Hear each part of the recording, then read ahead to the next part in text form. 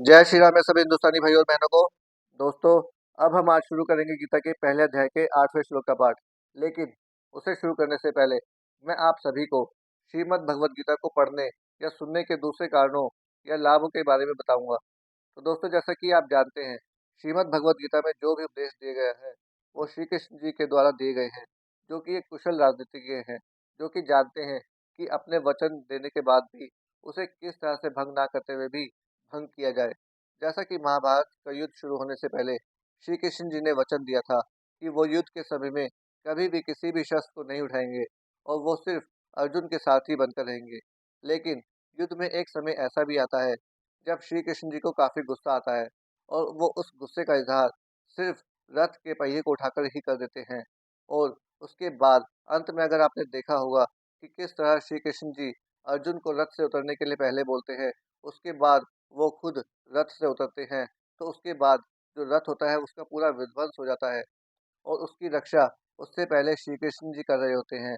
और जो उस पे विजय ध्वजा हनुमान जी की लहरा रही होती है, वो अर्जुन की रक्षा कर रही होती है। तो आप हमेशा ध्यान रखिए कि आप कभी भी धर्म के साथ हैं और कोई भी अधर्मी कितना ही बड़ा क्यों ना हो, तो आपके साथ भगवान निश्चित ही रहेंगे और वो आपका साथ हमेशा अंत तक देंगे, जब तक आपकी विजय ना हो जाए।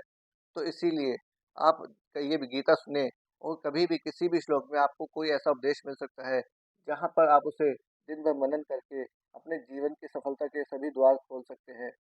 अब ज़्यादा समय ना लेते हुए हम शुरू करेंगे गीता के पहले अध्याय के 8वें श्लोक का संस्कृत रूपांतरण। भवान् भीष्मश्च कर्णश्च कृपश्च समितिजः अश्वत्थामा विकर्णश्च सोमदत्ति स्थैव च। अर्थात मेरी सेना में स्वयं आप, भीष्म, कर्ण, कृपाचार्य, अश्वत्थामा, विकर्ण तथा सोमदत्त का पुत्र भूरिश्रवा आदि है, जो युद्ध में सदैव विजयी रहे हैं। अब हम इसका भावार्थ समझेंगे कि दरअसल दुर्योधन कहना क्या चाह रहा है।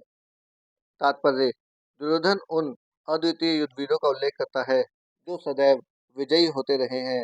विकर्ण दुर्योधन का भाई है, अश्वत्थामा द्रोणाचार्य का पुत्र है और सोमदत्ती या भूरिश्रवा महालिकों के राजा का पुत्र है।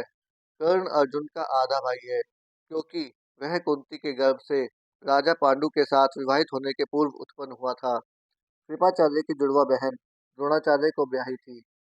अर्थात दुर्योधन को अब भय तो है अपने हारने का, लेकिन वो फिर भी अपने साथ जो भी युद्धवीर है उनकी गिनती द्रोणाचार्य को करवा रहा है, जिससे वो अपने आप को संतुष्ट कर सके कि हाँ, मेरी विजय निश्चित हो सकती है।